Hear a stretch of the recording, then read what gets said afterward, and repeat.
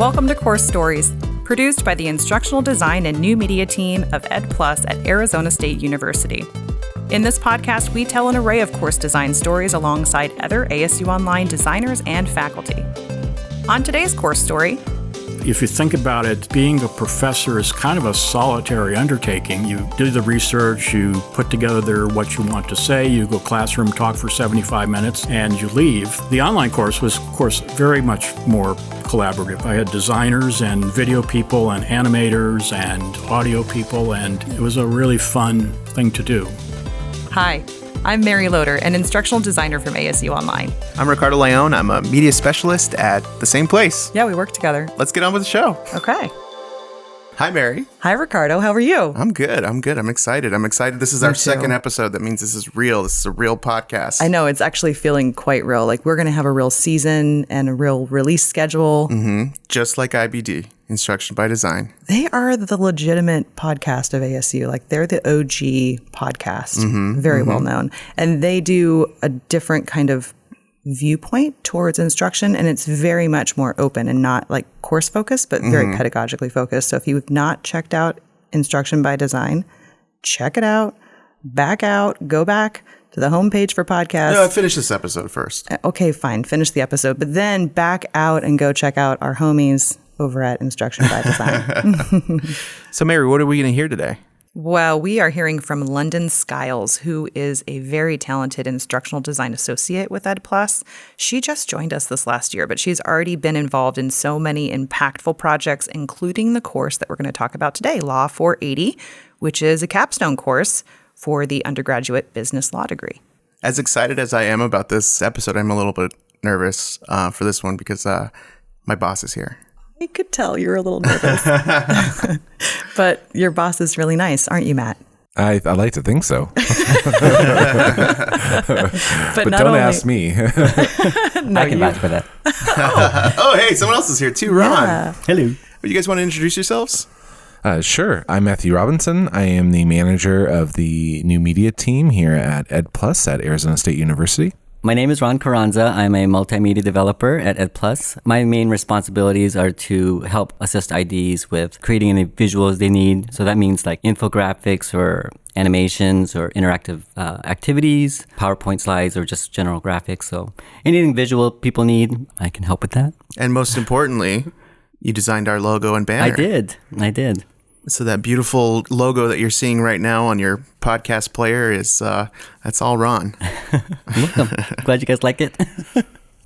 Super talented individuals at the table with me today, so I'm also feeling a bit nervous because between these three, this is a really talented table. You're too kind. Too kind. It's just true. So yeah, we are here to talk about Law 480, which is a course that was designed by Brad Forrest and some instructional designers within ASU Online, but was also dynamically improved through the amazing talents at this table in the media department. So we're going to talk a little bit about what you guys did to enhance the vision that Brad had and has had for this course. I'm really excited to get to hear this interview, and we'll be interjecting throughout the episode with more information about the media team and our part of it. So as you're listening, we want to give you the kind of visual experience as well and show you these animations that we're going to be referring to. So if you want to see those, you can go to the Teach Online landing page for this episode and see the beautiful work that Ron has created. So you ready to jump in the show? And it's not just the animations. I mean, you're discrediting the other editing that you did, which includes B-roll and what we shot with Brad as well. There's a whole thing. I would just to not discredit that. It's not just some animations. Definitely. It's like the whole experience is Matt's telling you to take credit for your work. I am. Okay. He's asking you All right, to say thank you for recognizing I was also a part of this project job. as well. I did some editing for it, and we did shoot what you're going to see Brad in the studio with. I was part of that as well. On with the show.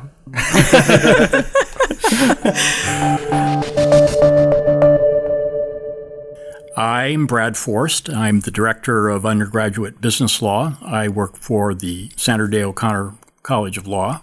And under an agreement with the business school, W.P. Carey School of Business, we bring in faculty and curriculum and courses to teach for the business law degree at the business school.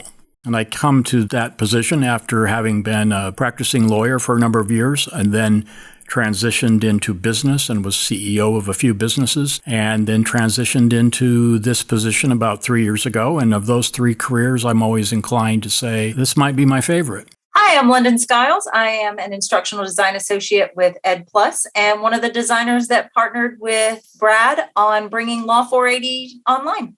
I think a good place to start is really just to share a little bit about what the course is and what it is designed to do, and then maybe kind of share a little bit about how you got involved in the course as well, because I know you've been involved for quite some time. Sure. Law 480 is the capstone course for the business law degree from W.P. Carey. And the program is presented by the law school, by the Sandra Day O'Connor Law School, under an agreement with the business school for the law school to bring in faculty and design a curriculum and present these courses to business law majors. So in the capstone, we're trying to, like all capstones, capture all of the knowledge that students have gained from other courses over the period of their degree study and see if we can come out of it with sort of a cohesive whole. So we are really very focused on what they've learned before, what the intersection of law and business is. We look at business from everything from Main Street to Wall Street and emphasize a lot on critical thinking with the case method and rigorous writing requirement.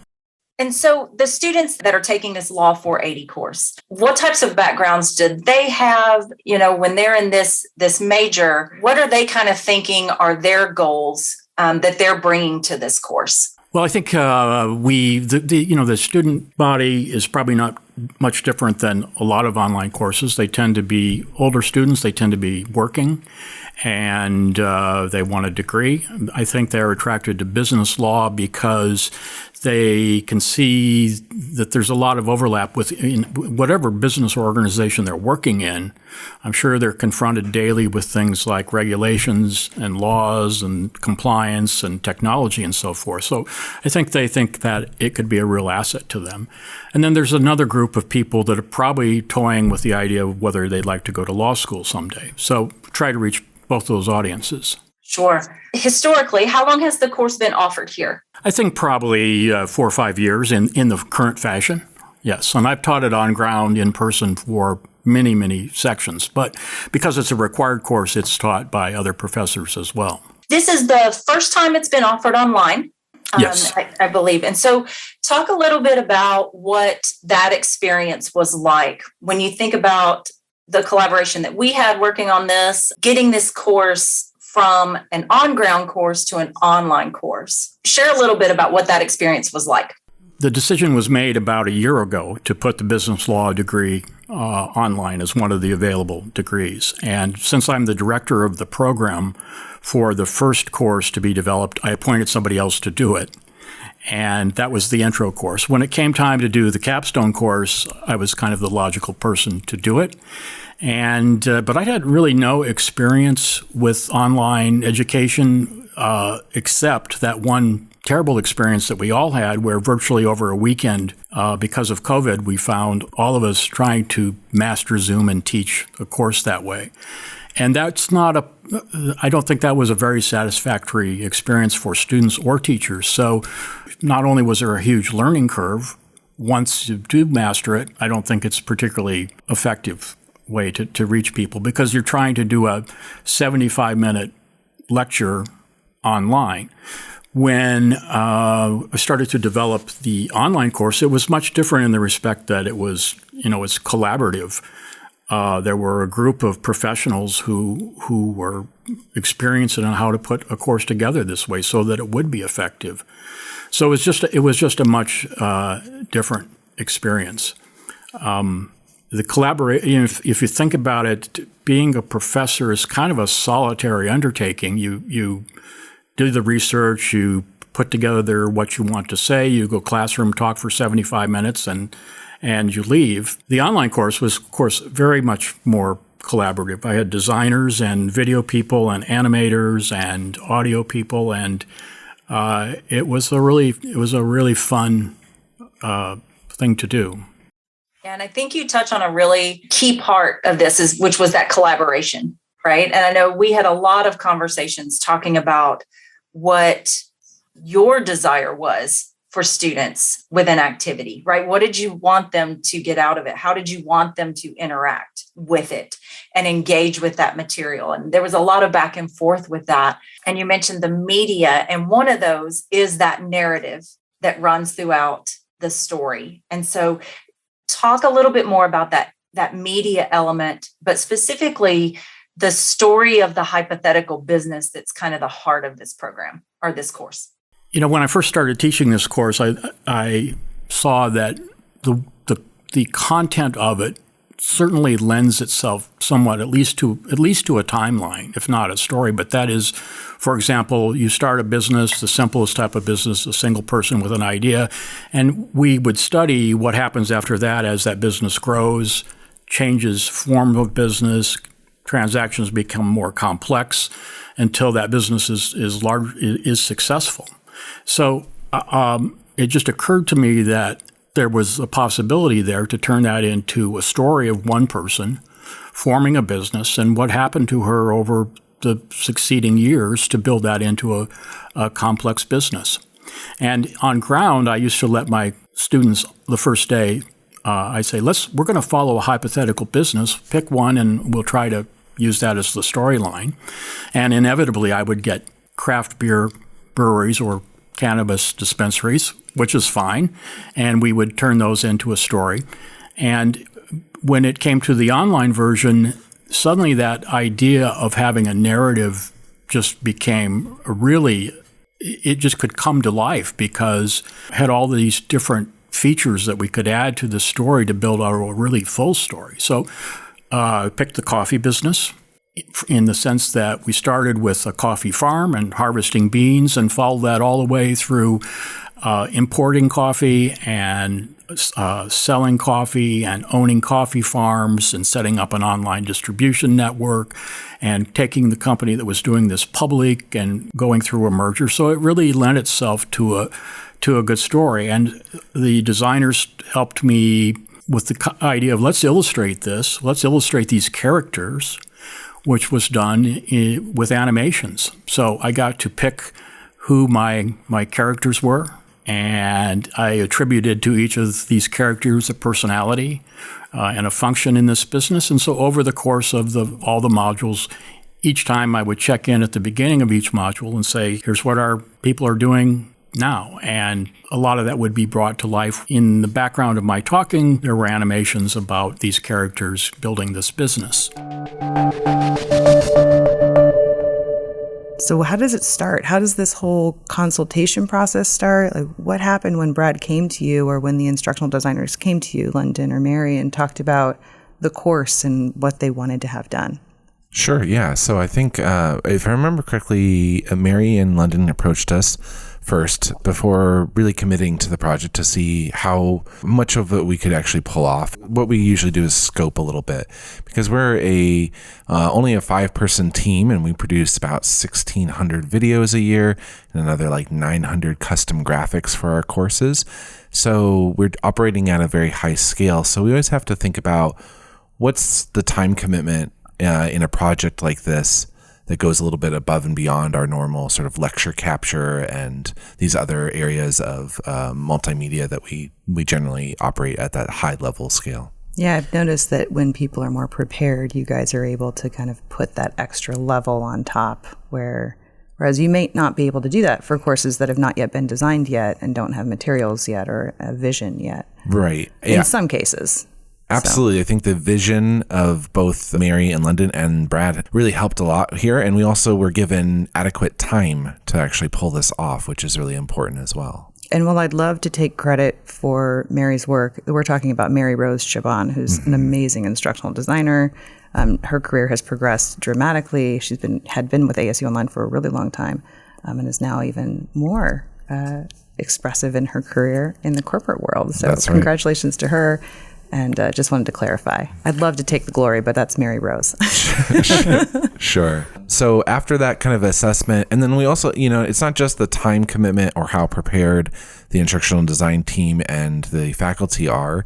It also is, kind of the impact. We definitely want to think about the impact here. And because this was a capstone course of a new online program, it really felt appropriate to put a little bit more effort into the media that would be created for it to kind of level up what that final experience would be for students in the program in this capstone course. So you've mentioned the characters a few times in the narrative. Who are these characters? So if I were a student in your class, who are these characters that I'm going to be meeting? Well, I wanted to pick characters that I thought students could relate to. And since we started with the coffee business, if you will, the lead character is Marta. And she's a Colombian American, but her background, her family is from Colombia, big coffee country. So that established her bona fides in the coffee business.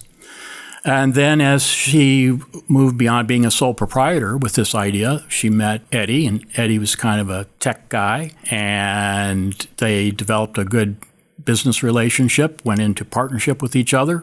And then as the business grew, they needed some more capital, some more experience. And we introduced Will, who I said was kind of a bro. And he had background in the finance business. And the three of them from that point worked together through the conclusion of the story, which was these people now are very successful. This is sort of the American dream. It's not anecdotal. Steve Jobs formed Apple in his garage with a friend. And we followed our characters doing the same thing to build this large, successful business, which they sold. So for those of you who cannot look at the landing page for this episode or on a walk and just don't have the time, would you mind explaining what's in this video that's on the landing page that they can see? Like, what are the elements that go into it? Absolutely. So we first started with Brad coming into our studio. We lit the set nicely and we filmed him giving these lectures, these module overviews. So that's one element. That's kind of what grounds the entire video. And then added into that is some B-roll that supports some of the things that Brad's talking about, including the harvesting of the coffee, the supply chain routes that these go on, a number of the stages that are mentioned in that. And it grounds it in reality, being that's real footage. And we really lucked out because the service that we used to get our B-roll just had so much footage of coffee being harvested and being transported. So it was really cool that we were able to find these visual elements that supported what we were talking about and really kind of grounded in the reality that, we live in. So that's what B-roll, like what is B-roll? What's B-roll? B-roll is basically, it's footage that you use in support of the main footage, really. So it's the B-roll. It's not the A-roll, because the A-roll is, your talent talking. In this case, it would be Brad talking to camera. And then we have the B-roll, which is the footage of the people harvesting coffee seeds and transporting them. So for those millennials out there, back in the day, we used to put all of our videos on rolls of tape film, and that's why they're called rolls. I just wanted to clarify that. We'll have our millennial interjections. That's a fair point. And then the third element is Ron's animations that actually tie to this narrative that connects each one of these modules to this larger story. Right, yeah. So as far as placement of the animations, I kind of geared it towards when Brad was talking about Marta and the company. I can always kind of pinpoint those sections as far as where to put some animations. And then I would kind of just add some graphics and animations throughout, depending on if there's a section where I think it needed it. Yeah, if there's no B-roll or a section like that, I would just add some visuals there.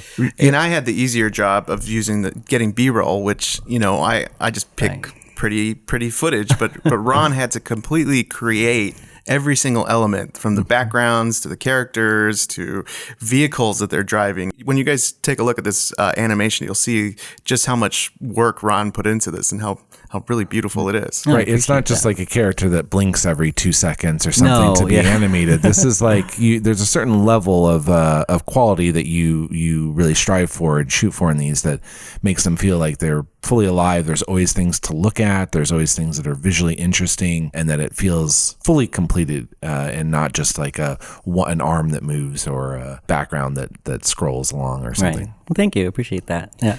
And so what do you feel that kind of brings to it, having these little extra bits? Well, Well, I mean, I enjoy all that. Well, my process typically when I like look at these things, I kind of try to visualize it in my head, because there's places during the video like where he's talking about Marta meeting Eddie, and then 5 seconds later he's talking about Marta traveling to Colombia and talking with farmers and all that stuff. So in my head, I try to like visualize each section, and then not only that, but I think about how to transition between that, because you only have like sometimes 10, 15 seconds to get from point A to point C sometimes, So for that scenario, I had like, Marta meeting Eddie, and then like a close up of Marta's face, and then, well, how do you get from there to her traveling, right? So then you think, how about like have her face in the window of an airplane, right? Flying. And then, well, how do you get from there to Colombia?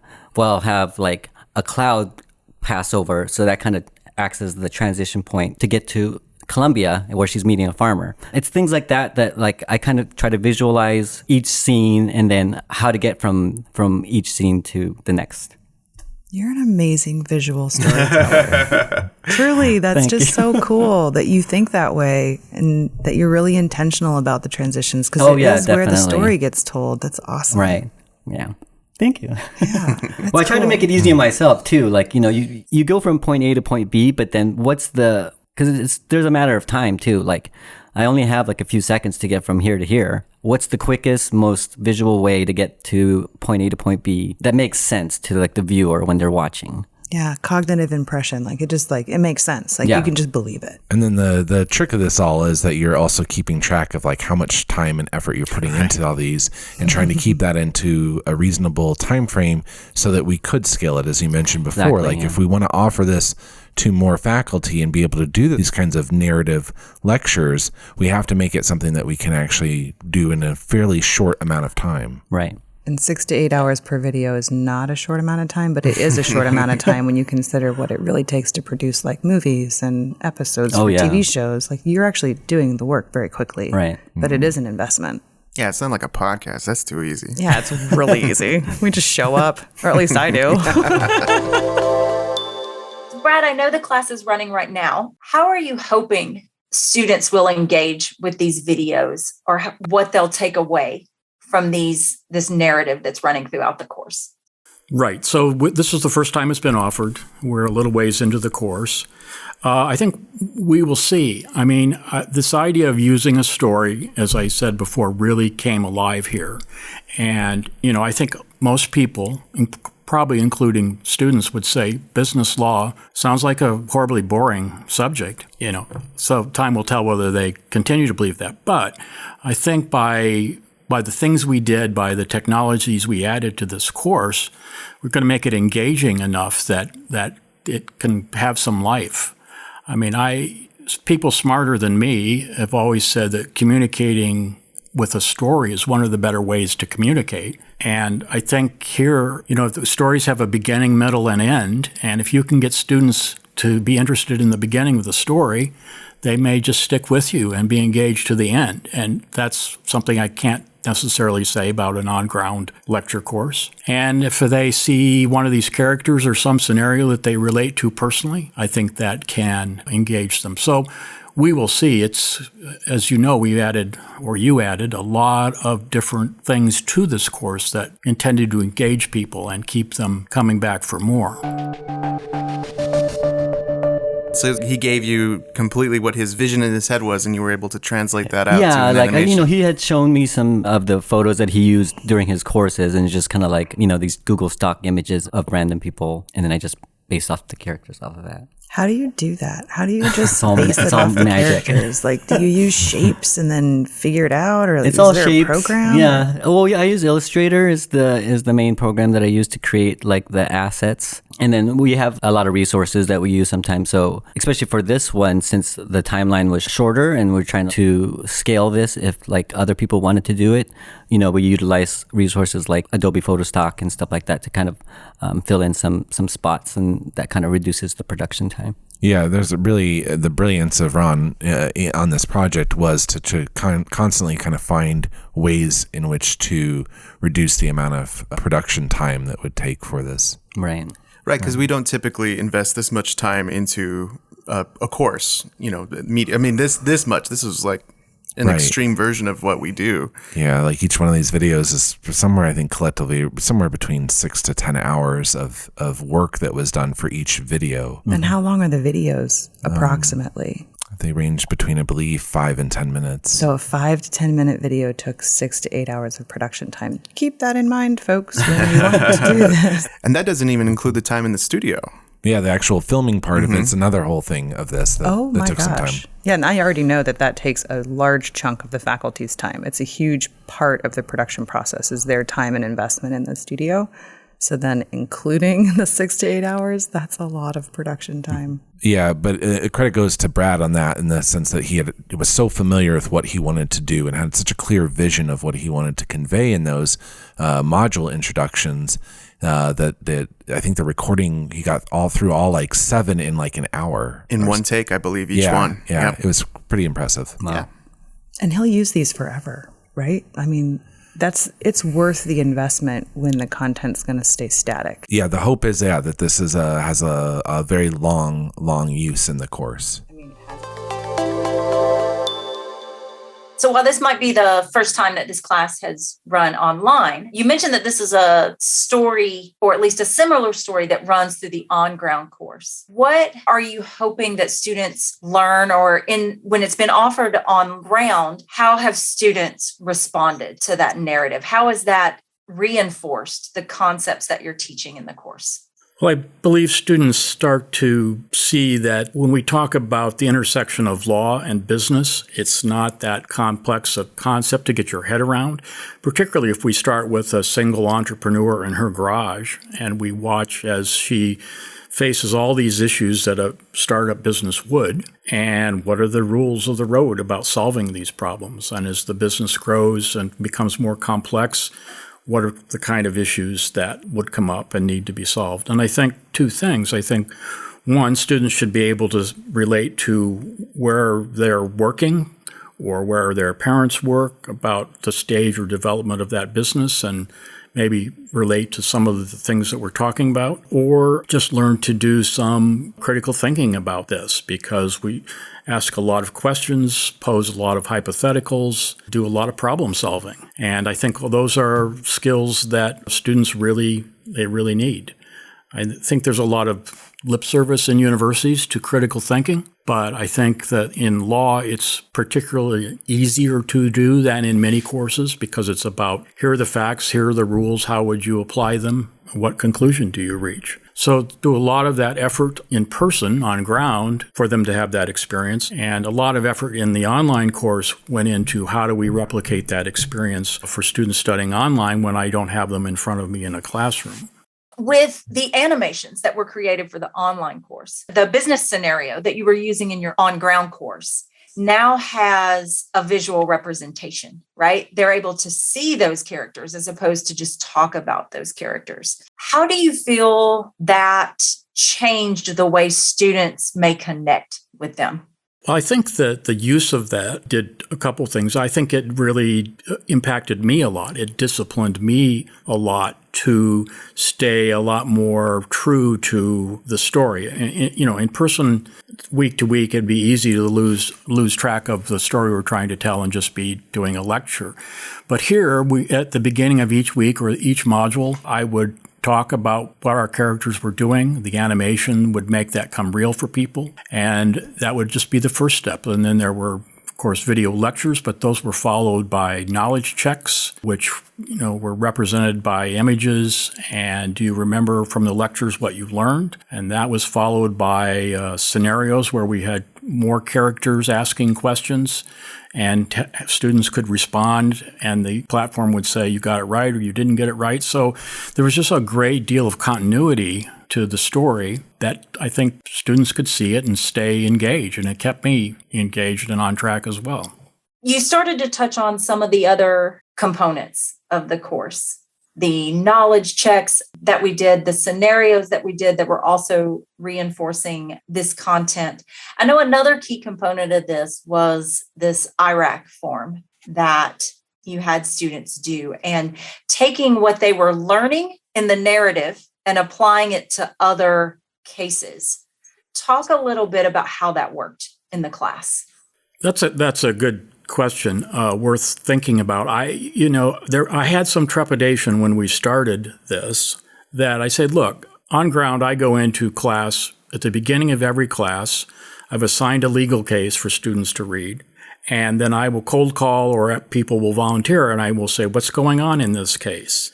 And what's the court asked to do? What's the problem that's trying to be solved? What did you learn about how to solve this problem?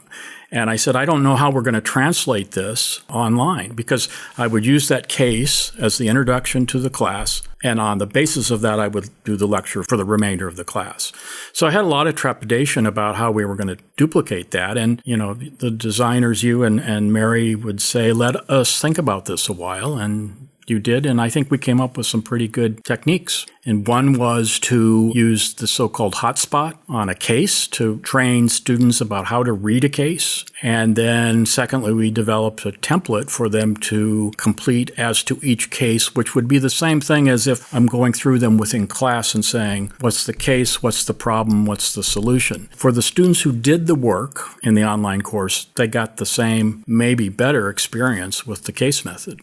Right. And you mentioned the hotspot. So a lot of this goes into kind of the process that we had developing this course, which was you sharing what type of engagement and interaction you wanted to happen. And then we would kind of create these mock-ups and show them to you, and you could share what you liked, what you didn't like, and if we needed to make adjustments. And part of that for this template that we're talking about was those hotspots, which enabled students, when we took that initial case that we put in Canvas in the learning management system, as they read, they were able to highlight and hover their cursor over those key moments in that document that would then share additional information and help them understand those parts of the case that you were wanting to highlight. Right. I think it was pretty effective. They just moved their cursor over highlighted words or sections, and there would be a pop-up that said, this is what this is about, and this is how you can use this information. And when you do your template, this is where you go to look to find this kind of information. And what I loved about it was, when we think about the types of interactions that learners have, right? And in an on-ground course, when you were doing this, the students were interacting with you because you would ask questions, right? What is the issue? And then, or you would say, in this case, this is the issue. That ability was kind of lost in that asynchronous part of the class, right? Where students are doing it online. But creating that hotspot where they could hover over that important piece of text and then read more about it and what it means, created that similar type of interaction. Obviously not the same, but there's still that interaction with that specific component of the case that you were wanting them to have.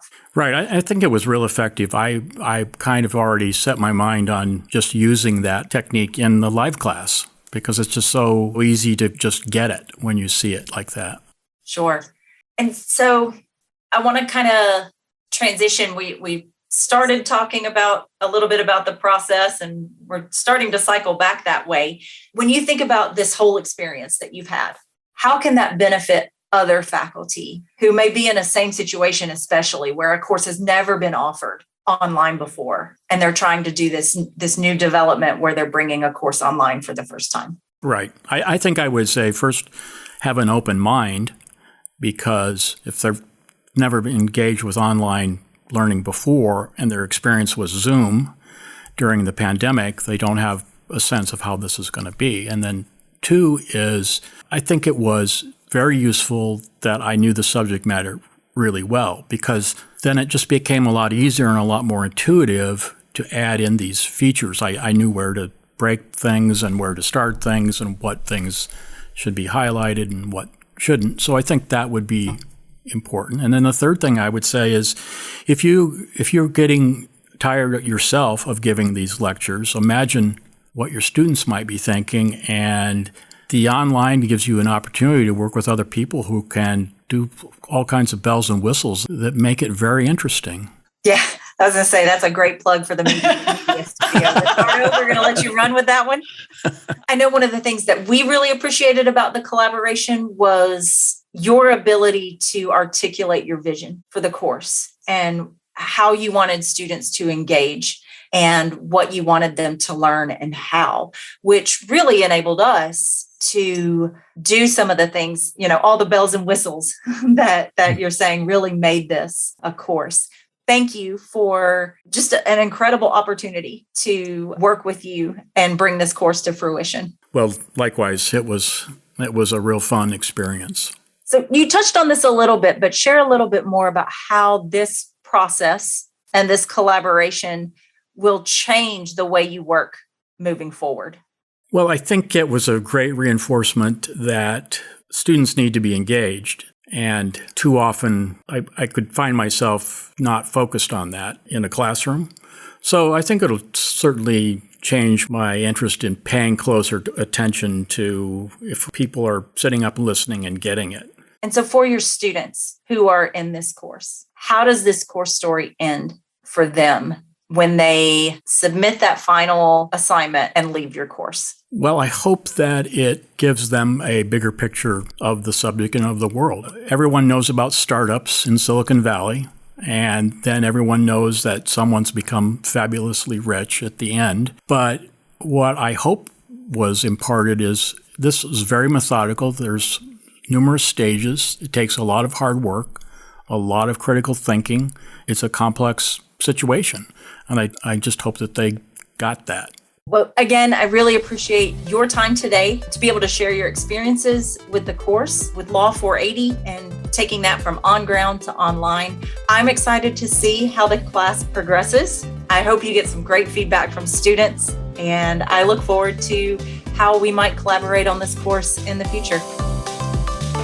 So we always ask our faculty, how does this course story end? But thinking about your media, how does this course story element end? Do you think that this will have a greater impact on students, or what was the hope in this whole experience? So I think it's two different ways. I think one, we feel like this narrative lecture approach and the fact that I think we figured out a way to scale it really is something new and innovative in the educational media space, and continually supports that we're trying to really be leaders in that space.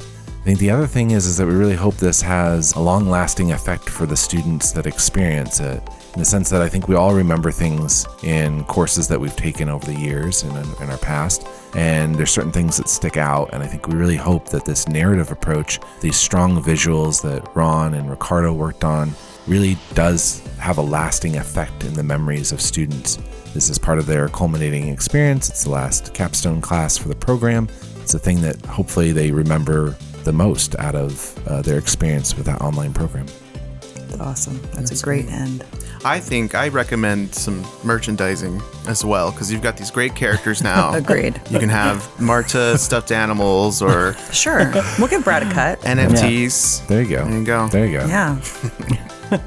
Well, listeners, thank you so much for listening to this episode. I hope you found it interesting and fun. I mean, I did. I mean, this was a project that I was involved in, so that was even more fun for me to listen to. Absolutely, and awesome for all of us to be able to be exposed to. You guys did some great work, and it'll be nice to see how this influences other spaces. Thank you for giving us the chance to share about this. Do you guys have anything you want to plug? Well, in general, the new media team rocks, and we're we would, anyone who's listening who is teaching for ASU Online, we would love to collaborate with you. Instructional designers, we'd like to share our knowledge with you. So reach out. You can find us at video@asu.edu or onlinestudio.asu.edu. We will include that in our show notes as well. How about you, Ron? Anything to plug? No. I'm good. All right, goodbye. All right, goodbye. So, Mary, what can the listener do? Like and subscribe to the podcast. Share it with your friends. And then in 2 weeks, come back, because we're going to have another show. Oh, sounds good. Where can they find these shows? They can find them anywhere. We're everywhere. Apple, Spotify, everywhere. But you can also come to Teach Online. That's our hub for sharing all of the knowledge that we've accumulated over the last decade with ASU Online. So it's a great spot to dig in and listen to our podcast and maybe read some articles. Excellent. Course Stories is produced by the Instructional Design and New Media team at EdPlus at Arizona State University. Course Stories is available wherever you listen to podcasts. You can reach us at coursestories@asu.edu. If you're an instructor at ASU Online, tell us your course story and we may feature it in a future episode. Thanks for listening.